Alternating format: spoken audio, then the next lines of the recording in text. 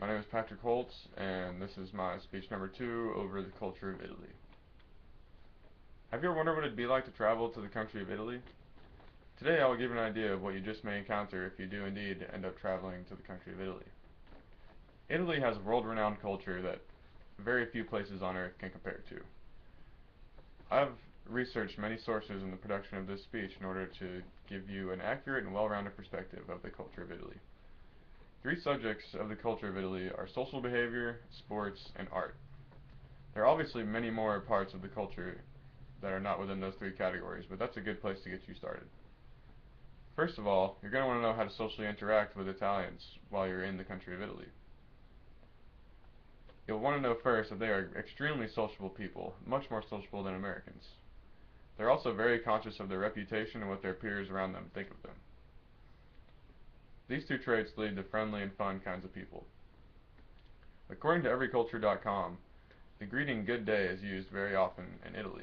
The three best places to use that is when you're being introduced to someone, when you're entering a public place where you're going to communicate with other people, or when you're leaving a person or place with others around you. A kiss is also a very popular form of greeting in Italy, but you can't just use that anytime, you have to know when to use it. Usually when friends or family of different gender greet each other, they will do it with a kiss, but it's not just a regular kiss. You brush each cheek and actually just make a kissing noise. Italians are also very big on apparel. When an Italian sees your apparel, they think it's going to represent your social status, your family background, and your education level. So when you're in Italy, you don't want to just put on anything and go to the store. They always think about what they're wearing. So this should give you a pretty good overall perspective of social. This should give you a good overview of social interactions in Italy before you walk in blind somewhere and end up insulting another Italian. But there is also much more to Italian culture besides just social interactions. Much like America, sports are huge in Italy. The number one sport in Italy is soccer, but they actually don't call it soccer in Italy, they call it football. Football is the foundation for Italian sport. It has been the most influential sport to help grow Italian athletics and culture within the country. The, Italy has put many people into the NBA. The two most popular NBA players from Italy are Manu Ginobili from the San Antonio Spurs and Andrea Bargnani from the Toronto Raptors. Cycling is the third most popular sport in Italy. Its popularity has been descending though in the last couple decades. That is mainly because Italy hasn't had any world-famous cyclists in the last couple decades. They do have two of the most legendary cyclists of all time though that are from their home country. These two people are Fausto Coppi and Gino Bartali. They were both cyclists in the mid-1900s, and they were both a couple of the best cyclists in the world at the time.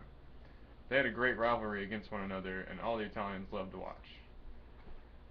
Basically, ever since sports have been popular worldwide, sports have been popular in Italy and celebrated by the public. For those of you who aren't big on sports, Italy is also one of the best countries in the world to view art. Two of the most famous artists from Italy are Leonardo da Vinci and Michelangelo. Leonardo da Vinci is most popular for making the portrait Mona Lisa, which is probably one of the most popular paintings in all of mankind. Michelangelo is most popular for painting the ceiling of the Sixtine Chapel. It took him over 4 years to complete that project. There are also hundreds of other respected artists from the history of Italy. Some of the top artistic cities in Italy are Rome, Florence, Assisi, Venice, Siena, Pisa, and Naples. But if you're not into painting, architecture is also huge in Italy. According to ItalianArchitecture.info, the best architectural landmarks in Italy are the Roman Colosseum of Rome, the city of Venice, especially the Rialto Bridge, and the Florence Cathedral of Florence, Italy. Venice is such a big city for architecture because it's actually technically a city on top of water. Instead of streets and cars, they have canals and boats. The unfortunate thing is this city is slowly sinking and eventually will be completely submerged underwater. All in all, Italy is one of the best countries in the world to view any of the many arts, and arts have played a huge role in the production of Italian culture. So as you can see, the culture of Italy is very unique and very impressive compared to most places on Earth. Italy has been a consistently progressive country, and the culture definitely reflects that.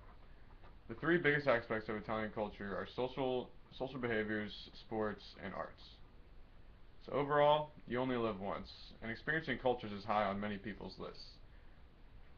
Italy is one of those cultures that you definitely want to make sure that you want to hit before you die.